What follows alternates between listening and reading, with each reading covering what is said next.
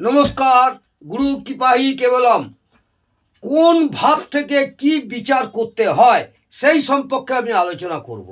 এটা যারা জ্যোতিষ নিয়ে পড়াশোনা করছেন, যেসব ভাই বোনেরা জ্যোতিষী শিখছেন, তাদের অনেকটাই কাজে লাগবে। অনেকে হয়তো জেনেও থাকবেন কোন ভাব থেকে কি বিচার করতে হয়। আমাদের যেমন 12টা রাশি আছে, 12টা ভাব আছে। এই ভাব সম্পর্কে আমি আলোচনা করছি, বিস্তারিত আলোচনা করব। যদি আপনাদের ভালো লাগে অবশ্যই কমেন্টে জানাবেন এবং লাইক করতে ভুলবেন না। আমি বলবো প্রথম ভাব, প্রথম ঘর মানে লগ্ন। এই লগ্ন, প্রথম ঘরকে লগ্ন বলে, এটা মাথায় রাখবেন। প্রথম ঘরকে লগ্ন বলে।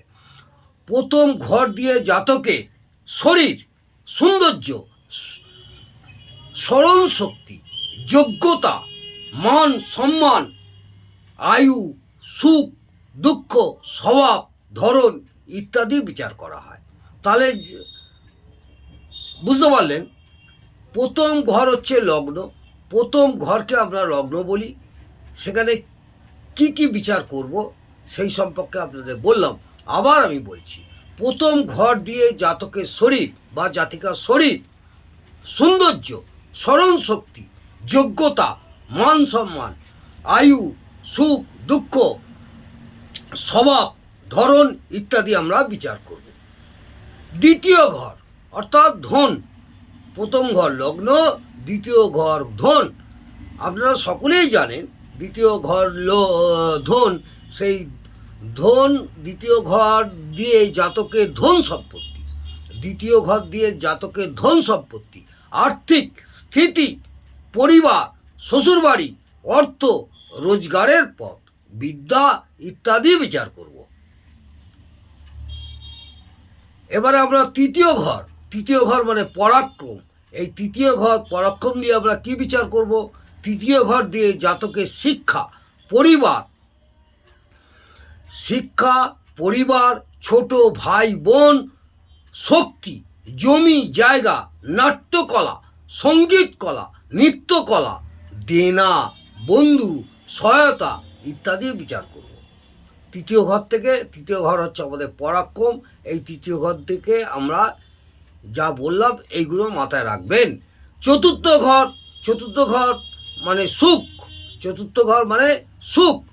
জন্মকুণ্ডলিতে চতুর্থ ঘর দিয়ে ঘর, সম্পত্তি, সুখ, গুপ্ত ধন, গরু, মহিষ, ছাগল, সভ্য আচরণ, বৃদ্ধাবস্থা এবং লেখাপড়া ইত্যাদি বিচার আমরা করব। চতুর্থ ঘর থেকে গ্র্যাজুয়েট লেভেল পর্যন্ত আমরা চতুর্থ ঘর থেকে লেখাপড়া বিচার করব। আবার বলি, চতুর্থ ঘর হচ্ছে সুখের ঘর। এই চতুর্থ ঘরকে আমরা মাতৃস্থান বলি।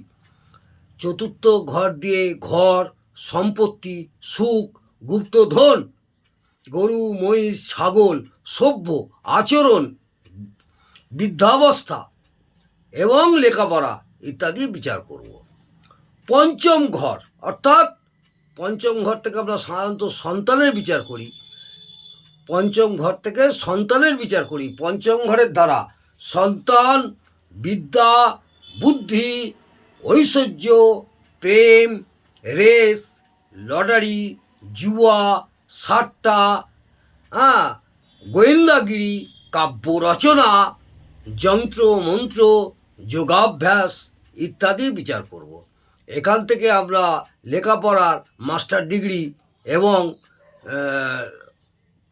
কোন লাইনে ছাত্রছাত্রীরা যাবেন সেই সম্পর্কে হায়ার এডুকেশানে আমরা এই পঞ্চম ঘর থেকে বিচার করব।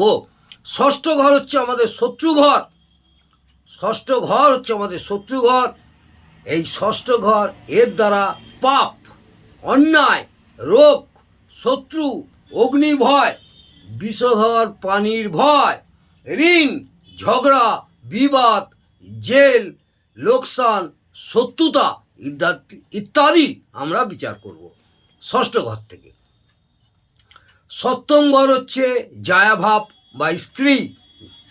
এই ঘরের দ্বারা বিবাহ, পতি পত্নীর মিল, দাম্পত্য সুখ শান্তি সমৃদ্ধি, রোজগার, পৈতৃক সম্পত্তি নিয়ে বিবাদ, ব্যবসায় অংশীদারি, দেনা, বিনা পরিশ্রমে লাভ, অহংকার, পরস্ত্রীতে আসক্তি ইত্যাদি আমরা বিচার করব। তাহলে সপ্তম ঘর আমাদের জায়ভাব থেকে আমরা যা যা বললাম এইগুলো আমরা বিচার করব। অষ্টম ঘর হচ্ছে আমাদের নিধন বা মৃত্যু ঘর।